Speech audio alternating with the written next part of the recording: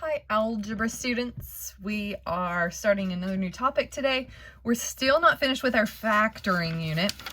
So think about where we've been so far. So we have started out the factoring unit where we factored out a greatest common factor, where we took the thing that they have in common and factored it out in front of the parentheses, almost the opposite of the distributive property, remember. And then in the past couple weeks, we have factored in the form of a trinomial without a coefficient in front, without an a value. And then last week we factored with an a value where we used the box method. And both cases, remember, we use that add and multiply. We're finding that pattern, what adds together to get the middle number and multiplies together to get the last number. So we've finished trinomials. So these two especially are the methods for factoring a trinomial. If you see something in this form, this is how you will factor it. So today we're actually going to be factoring a 4-term polynomial, and we call this factoring by grouping. Factoring by grouping. And of course, again, 4-term polynomial. So this is the method. So method is used for polynomials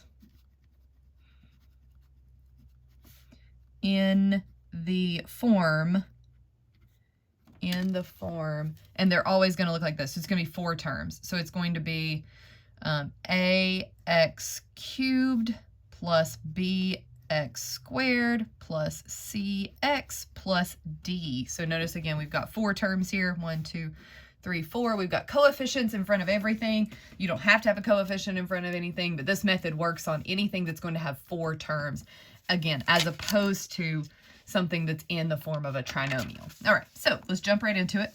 And so we're going to do, I'm going to write the steps. So here are the steps for doing this. We'll write them over here, and then we'll do an example on the other side of the paper. So just kind of split it like this, and then we'll organize the bottom here in a second. All right, so the steps, and again, we're going to start with an example. So example number 1, we're going to do x cubed plus 4x squared plus 6x plus 24. All right, so we've got a 4-term polynomial. So I already know, just by looking at this problem, I already know this is not a trinomial. This does not have 3 terms. So I am not going to use this add and multiply method, and nor am I going to have to use any kind of box method for this. This is a completely different form of a polynomial. And so the first thing we're going to do, it's called factoring by grouping. So the very first step is we're going to group the terms, I can spell, group terms into 2 groups. So we're going to split them into 2 different groups. Now we've got 4 terms and we want 2 groups, so that means 2 of these terms are going to go into each. And so really, you can rewrite the problem if you want to, but really we're just going to put parentheses and we're going to group them together. We're going to group these first 2 and these first 2. So if you want to, you really could just write the parentheses in here. I'm just going to go ahead and rewrite the problem. So I'm going to put x cubed plus 4x squared in parentheses, and then I'm going to put that plus sign in the middle, so that's going to stay. And then I'm going to group together 6x plus 24 in a second group of parentheses. So all I did, and again, you could have done it up here. You could have just grouped together those last sets. And actually, I just now thought, if that's a minus sign, you want to group it together as well. So I guess technically you could have put this parenthesis around that plus. We'll get there in a second. Okay, I'll do that on the next example. So when it's plus, it really doesn't make that big of a deal. All right, so that's the first step, is just to literally group them into 2 groups. First step of factoring by grouping. Second step is we're going to factor out the greatest common factor from both groups. So I'm just going to look at this first group and I'm going to think, okay, what's the greatest common factor? What do these things have in common? And if you think about x cubed plus 2x squared, they don't have any numbers in common as far as factors go, but I do have 3 x's here and 2 here, so they have 2 in common. So the greatest common factor here between x cubed and x squared is 2 of those x's. And so then, again, I'm just factoring out a greatest common factor. So I'm going to think about, well, what would be left if I needed to multiply to get this again? So x squared I've taken out, so there's 1x left. That would give me x cubed plus, well, I've taken out the x squared, so there's a 4 left here.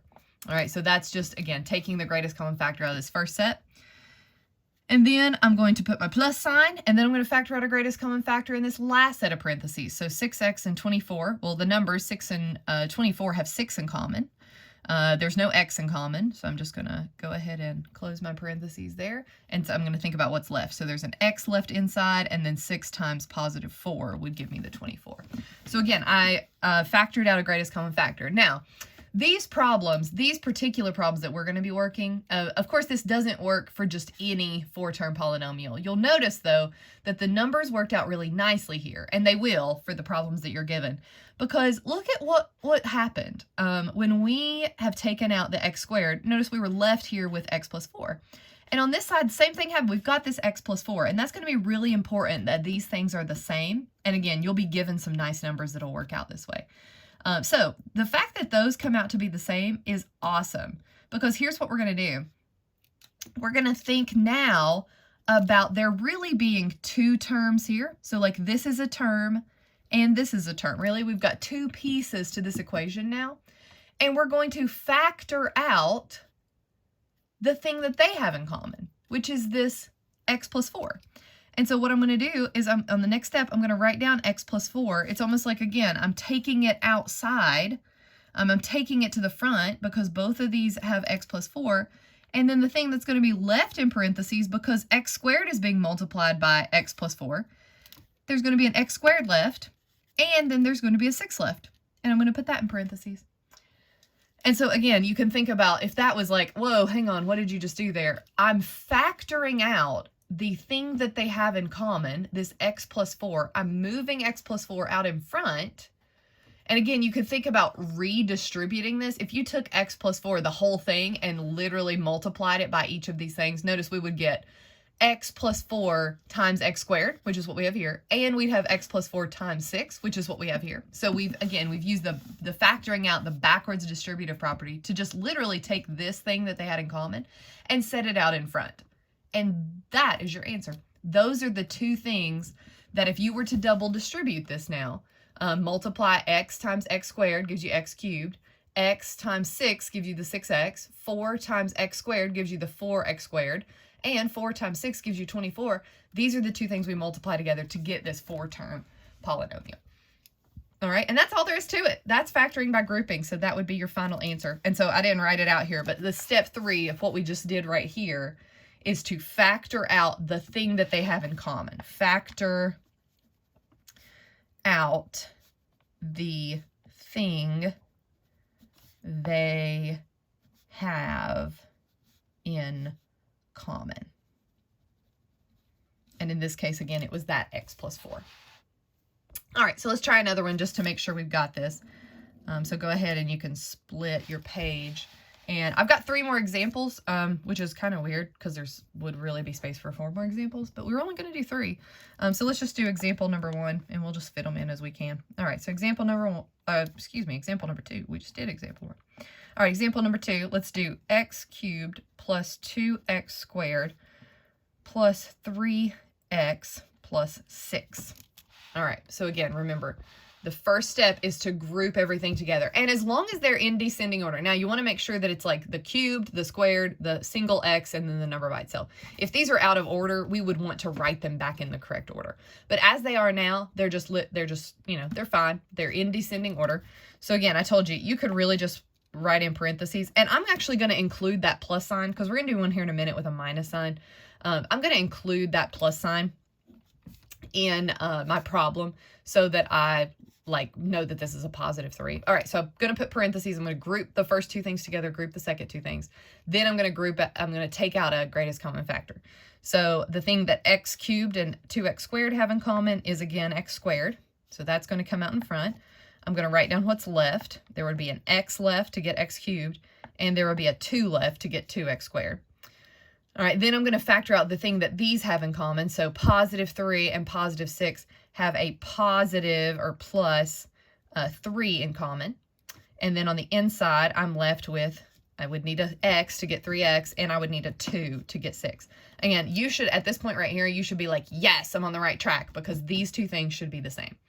And so then the last step is, once you figure out what you have in common, you're just going to write that down. So that's coming out to the front. That's what they have in common. And then you're going to write what you have left here. So you're going to write down x squared plus 3. And that's your answer. Very smooth, very quick. Again, as long as you know how to factor out greatest common factors and get these things of what's in common, then you're just setting that out here in front. All right, let's do one with a negative. So example number 3.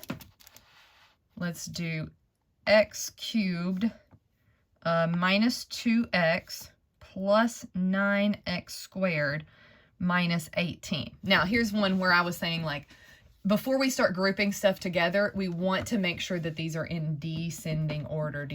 So I'm going to have to rewrite this problem as in x cubed comes first, and then I'm going to need to put that x squared second. So 9x squared minus 2x minus 18. Again, I want to make sure it's in like exponent of 3, exponent of 2, exponent of 1, and then no exponents at all.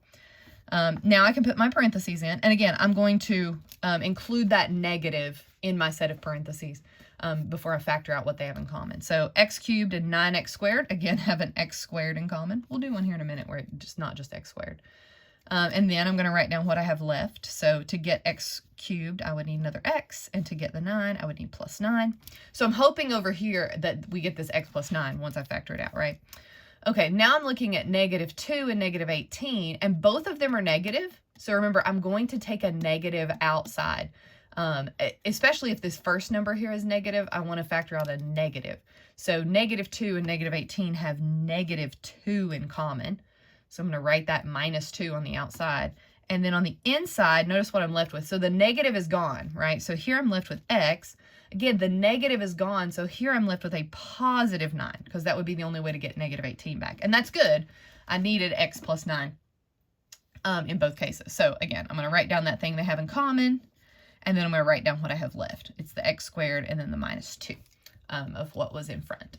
And these could be in either order. I mean, sometimes people will write down what they have in common first. Sometimes they'll write down this first. Again, we could switch these around. It wouldn't make that big of a deal. All right, last example. So we've got a little bit bigger numbers here. So example number 4, last one for factoring by grouping. We've got 5x cubed plus 25x squared plus x plus 5. All right. And so we look first, these are in descending order, x cubed, x squared, x and a number, so that's good. I'm going to go ahead and group everything together. Again, I'm going to include that plus sign here just so I know what signs I'm dealing with. I'm going to look for what they have in common. So 5 and 25 both have 5 in common, so we do get to take a number out this time. But also x cubed and x squared still have x squared in common. And so then I'm going to put in parentheses what I have left. So to get the 5x cubed, we would need to multiply by another x here if we distributed. And then to get the 25x squared, we would only need a 5, because 5 times 5 would give me the 25, and the x squared comes along for the ride. So plus 5, positive 5. And then over here, I think about, well, what do x and 5 have in common? And remember, if they look like they don't really share anything, they always have 1 in common, because really there's a 1 here, and 5 has a factor of 1. Everything has a factor of 1.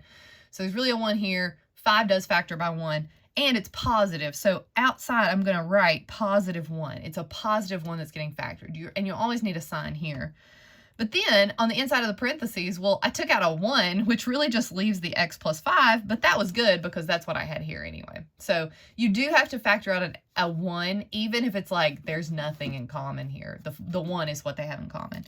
And so then the final answer would be x plus 5, and then I've got 5x squared plus 1. And so again, those are the two things that if I redistributed, you can always check yourself by double distributing. X times 5x squared is 5x cubed. X times 1 gives me that x right there. 5 times 5x squared, that's where the 25x squared comes from. And 5 times 1 gives me the 5 at the end. And so double distributing will always, always, always help you check your answer. And that is how you factor a 4-term polynomial. Remember, again, we're using this on 4-term polynomials. You got to have 4 terms. by grouping. Make sure you email me if you have any questions, and good luck on your practice.